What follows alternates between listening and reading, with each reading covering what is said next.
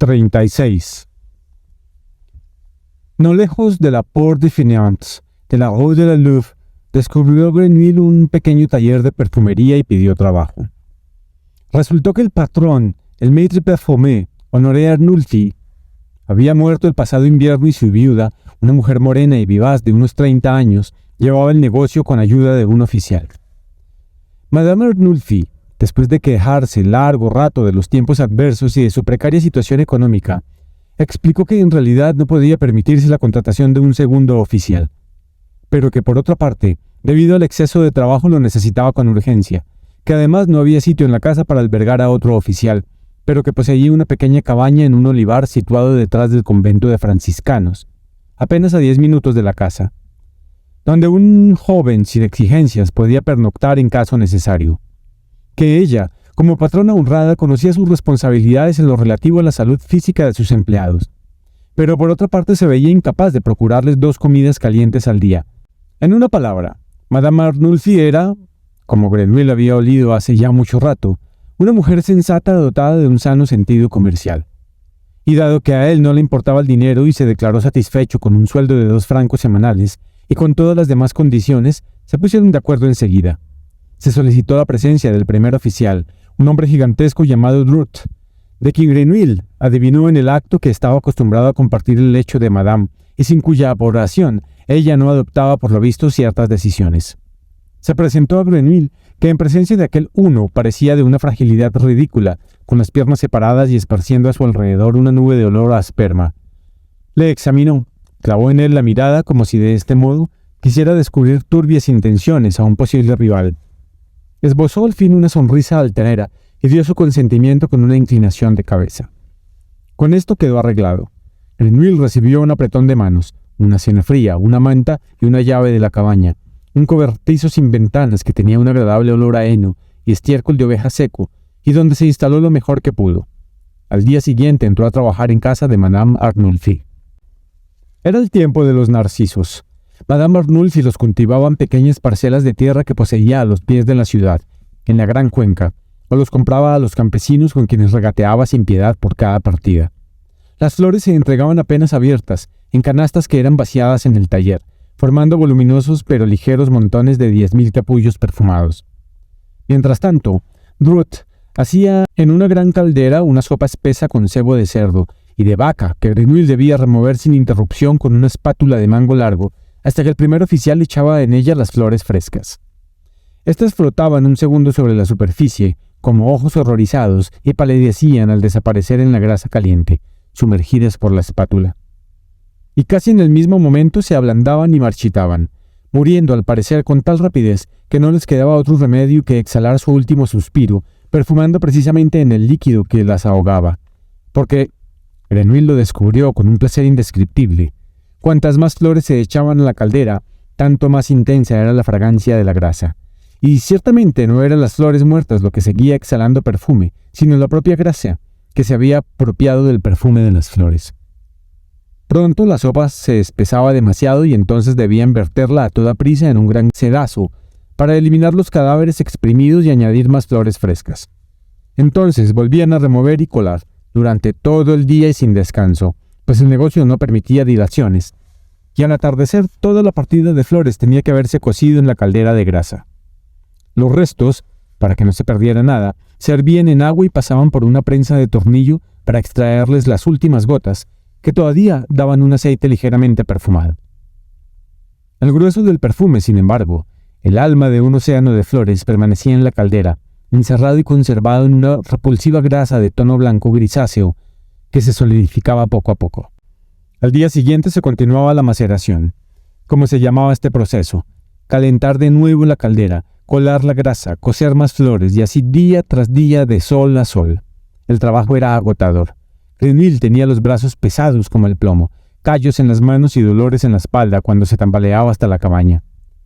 Drut, que era 3 veces más fuerte que él, no le ayudaba nunca a remover la sopa y se contentaba con echar las ingrávidas flores, cuidar el fuego y de vez en cuando, con la excusa del calor, irse a tomar un trago. Pero Grenouille no se rebeló. Sin la menor queja removía los capullos en la grasa de la mañana a la noche, y apenas se daba cuenta de su fatiga durante el trabajo, porque nunca dejaba de fascinar el proceso que se desarrollaba ante su vista y bajo su nariz, el rápido marchitamiento de las flores y la absorción de su fragancia. Al cabo de un tiempo decidió Druth que la grasa ya estaba saturada y no podía absorber más aroma. Apagaron el fuego, filtraron por última vez la espesa crema y la vertieron en recipientes de loza, donde no tardó en endurecerse, convertida en una pomada de maravilloso perfume. Esta era la hora de Madame Arnulfi, que se acercaba a probar el valioso producto, etiquetarlo y apuntar en sus libros con la mayor exactitud todos los datos sobre la calidad y cantidad. Después de cerrar personalmente los tarros, sellarlos y llevarlos a las frescas profundidades de su sótano, se ponía el traje negro, cogía el crespón de viuda y hacía la ronda de los comerciantes y vendedores de perfumes de la ciudad. Con palabras conmovedoras, describía a los caballeros su situación de mujer sola. Escuchaba ofertas, comparaba precios, suspiraba y, por último, vendía. ¿O no vendía? La pomada fragante se conservaba mucho tiempo en un lugar fresco, y si ahora los precios eran demasiado bajos, quién sabe, tal vez subirían en invierno o en la primavera próxima. También merecía la pena considerar si no le saldría más a cuenta, en vez de vender a estos explotadores, unirse con otros pequeños fabricantes y enviar por barco un cargamento de pomada a Génova, o tomar parte en la feria de otoño en Beaucaire. Arriesgadas empresas, sin duda, pero muy provechosas en caso de tener éxito. Madame Arnulfi sopesaba cuidadosamente estas diferentes posibilidades, y muchas veces asociaba y vendía una parte de sus tesoros, o las rechazaba y cerraba el trato con un comerciante por su cuenta y riesgo. Si durante sus visitas sacaba, sin embargo, la conclusión de que el mercado de las pomadas estaba saturado y no daría un giro favorable para ella en un futuro próximo, volvía al taller a paso rápido, haciendo ondear el velo negro, y encargaba a Druth el lavado de toda la producción para transformarla en Essence Absolue.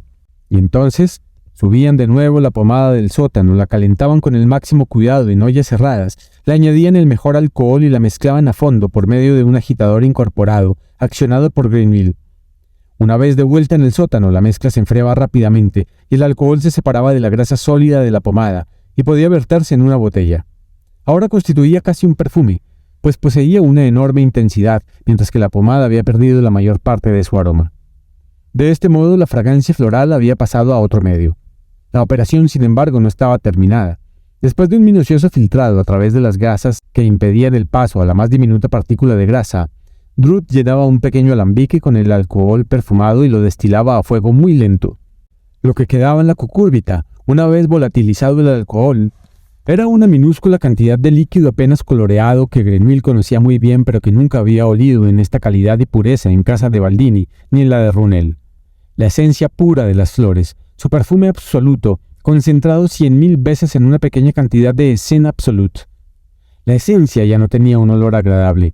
Su intensidad era casi dolorosa, agresiva y cáustica, y no obstante, bastaba una gotita diluida en un litro de alcohol para devolverle la vida y la fragancia de todo un campo de flores.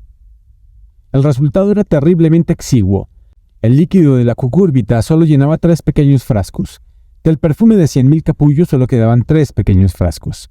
Pero aquí en Grasse ya valían una fortuna, y muchísimo más si se enviaban a París, Lyon, Grenoble, Génova o Marsella. La mirada de Madame Arnulfi se enterneció al mirar estos frascos. Los acarició con los ojos y contuvo el aliento mientras los cogía y cerraba con tapones de cristal esmerilado, a fin de evitar que se evaporase algo de su valioso contenido. Y para que tampoco escapara en forma de vapor después de tapado el más insignificante átomo, selló los tapones con cera líquida y los envolvió en una vejiga natatoria que sujetó fuertemente al cuello del frasco con un cordel. A continuación los colocó en una caja forrada de algodón que guardó en el sótano bajo 7 llaves. 37. En abril maceraron retama y azahar. En mayo un mar de rosas cuya fragancia sumergió a la ciudad durante todo un mes en una niebla invisible, dulce como la crema. Grenville trabajaba sin parar. Humilde, con una docilidad propia de un esclavo, desempeñaba todas las tareas pesadas que le encomendaba Druth. Sin embargo, mientras parecía apático removiendo, emplastando, lavando tinas, limpiando el taller o acarreando leños, ninguna de las cosas esenciales del negocio escapaba a su atención, nada sobre la metamorfosis de los perfumes. Con más precisión de la que Druth había sido capaz, es decir, con su nariz, seguía y vigilaba la transformación de los aromas a partir de los pétalos de las flores, pasando por el baño de grasa y alcohol hasta terminar en pequeños y valiosos frascos. Olía, mucho antes que Druth lo advirtiera, cuando la grasa se calentaba demasiado, Olía cuando los capullos ya estaban marchitos, cuando la sopa estaba saturada de fragancia. Olía lo que pasaba en el interior de los matraces y el momento preciso en que debía ponerse fin al proceso de destilación. Y de vez en cuando expresaba su parecer. Por cierto, sin comprometerse y sin abandonar su actitud servil. Tenía la impresión, decía, de que la grasa empezaba a estar demasiado caliente. Le parecía que había llegado el momento de colar. Creía que ya se había evaporado el alcohol del alambique. Y Druth, que desde luego no poseía una inteligencia superior, pero tampoco era tonto del todo, comprendió con el tiempo que sus decisiones eran más acertadas cuando hacía o mandaba hacer justo lo que Grenouille creía o le parecía. Y como Grenouille no se expresaba nunca con arrogancia o aires de sabuelatodo, y porque jamás, y sobre todo nunca en presencia de Madame Arnulfi, ponía en duda ni siquiera irónicamente la autoridad de Druth y su posición preponderante como primer oficial, Druth no veía razón alguna para no seguir sus consejos, incluso para no dejar en sus manos abiertamente cada vez más decisiones. Muy pronto Grenouille ya no se limitaba a remover, sino que cebaba al horno, calentaba y colaba, mientras Druth iba en un salto a Quatre Donfils a beber un vaso de vino o subía a cumplir con Madame. Sabía que podía confiar en Grenouille, y éste, aunque tenía que trabajar el doble, disfrutaba estando solo, perfeccionando el nuevo arte y haciendo de vez en cuando pequeños experimentos. Y comprobó con inmensa alegría que la pomada preparada por él era incomparablemente mejor, y su esencia absoluta varios grados más pura que la obtenida por Druth. A finales de junio empezó el tiempo de los jazmines, en agosto el de los nardos. El perfume de ambas flores era tan exquisito y a la vez tan frágil, que no solo tenían que cogerse los capullos antes de la salida del sol, sino que requerían una elaboración muy especial y delicada. El calor mermaba su fragancia. El baño repentino de la grasa caliente de la maceración la habría destruido por completo. Estos capullos, los más nobles de todos, no se dejaban arrancar el alma con facilidad. Era preciso sacársela a fuerza de halagos. Se esparcían en una sala especial para el perfumado, sobre placas untadas de grasa fría, o se tapaban con paños empapados de aceite, donde se dejaban morir mientras dormían. Al cabo de 3 o 4 días ya estaban marchitos del todo, después de traspasar su perfume a la grasa y el aceite. Entonces se quitaban con cuidado y se esparcían flores frescas. Este proceso se repetía 10 e incluso 20 veces, y cuando la pomada había absorbido toda la fragancia y los puños podían escurrirse para obtener el aceite perfumado, ya había llegado el mes de septiembre. El resultado era todavía más exiguo que el de la maceración. En cambio, la calidad de la pasta de jazmín o el huile antique de tuberose, obtenidos mediante el enfleurage, en frío, superaba la de cualquier otro producto del arte perfumístico en delicadeza y fidelidad al original. Sobre todo en el caso del jazmín, parecía que el perfume dulce y erótico de las flores hubiera quedado grabado en las placas de grasa como en un espejo, y ahora lo irradiaban con toda exactitud. Cum grano salis, por así decirlo. Porque la nariz de Grenouille distinguía sin vacilación la diferencia entre el aroma de los capullos y su perfume concentrado. Como un velo sutil flotaba en este último el olor propio de la grasa. Por más limpia y más pura que fuese, sobre la fragancia del original, lo suavizaba, debilitaba su intensidad. Tal vez hacía incluso soportable su belleza para las personas corrientes. En cualquier caso, el enfleurage en frío era el medio más refinado y efectivo de capturar fragancias delicadas. No existía otro mejor. Y si el método aún no bastaba para satisfacer totalmente la nariz de Grenouille, éste sabía que era 1000 veces suficiente para engañar a un mundo de narices embotadas. Al poco tiempo aventajó al maestro Druth tanto en la maceración como en el arte de perfumado en frío, y se lo demostró a su manera, discreta, velada y sumisa. Druth le confió de buena gana las tareas de ir al matadero a comprar las grasas más apropiadas, limpiarlas, derretirlas, filtrarlas y determinar la proporción en que debían ser mezcladas. Un trabajo sumamente difícil y muy temido por Druth, ya que una grasa impura, rancia o con demasiado olor a cerdo, carnero o vaca podía estropear la pomada más valiosa. Le dejaba determinar la distancia entre las placas en la sala de perfumado, el momento exacto para el cambio de flores, el grado de saturación de la pomada, y pronto le confió todas las decisiones precarias que él, Druth, como en otro tiempo Baldini, solo podía adoptar de acuerdo a ciertas reglas establecidas, y que Grenouille tomaba guiado por la infalibilidad de su olfato, aunque Druth no sospechara siquiera este hecho. «Tiene buena mano», decía. «Sabe atinar a las cosas». Y muchas veces pensaba, «Lo cierto es que posee mucho más talento que yo, es un perfumista 100 veces mejor». Y al mismo tiempo lo consideraba un perfecto idiota, porque a su juicio, Grenouille no sacaba ningún provecho de sus facultades, mientras él, Druth, con sus habilidades más modestas, no tardaría en ser maestro artesano.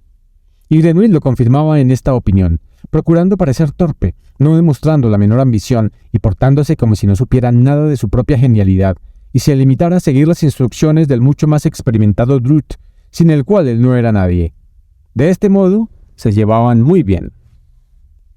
Así llegó el otoño y el invierno. En el taller reinaba más tranquilidad.